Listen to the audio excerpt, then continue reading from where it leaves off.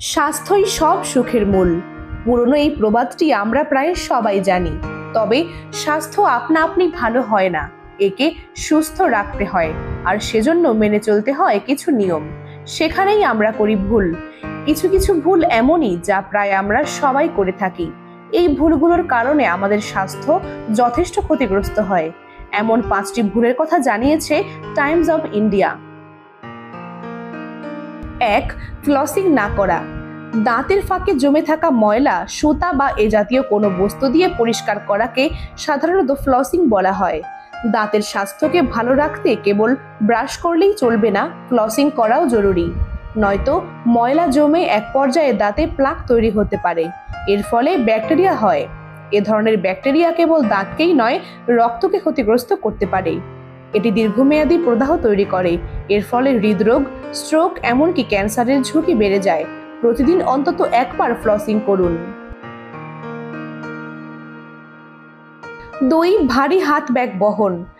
বড় ব্যাগ বহন করা হয়তো অনেক নারীর কাছেই ফ্যাশনের অনুষঙ্গ, তবে এ থেকে স্বাস্থ্য ঝুঁকিতে পড়তে পারেন।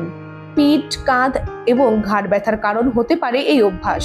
বিশেষজ্ঞরা বলেন, ভারী হাত ব্যাগের ব্যবহার ডিস্ক ডিজেনারেশন, ঘাড়ের সমস্যা, আর্থ্রাইটিস ইত্যাদি সমস্যা তৈরি করতে পারে।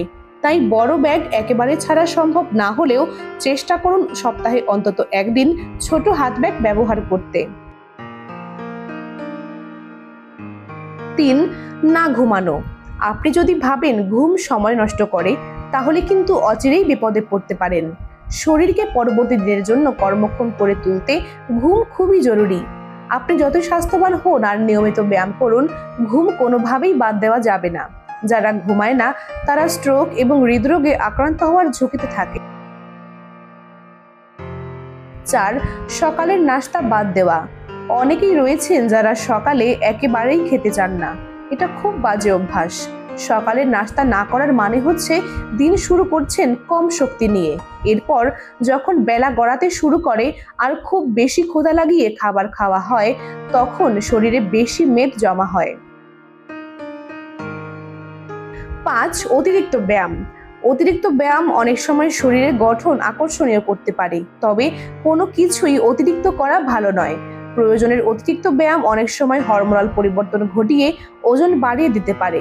এটি রোগ প্রতিরোধ ক্ষমতা কমিয়ে দেয়, পেশি ক্ষতিগ্রস্ত করতে পারে, পিঠ অথবা হাঁটু ব্যথার কারণ হতে পারে। তাই সবকিছুই একটি সীমার মধ্যে রাখুন।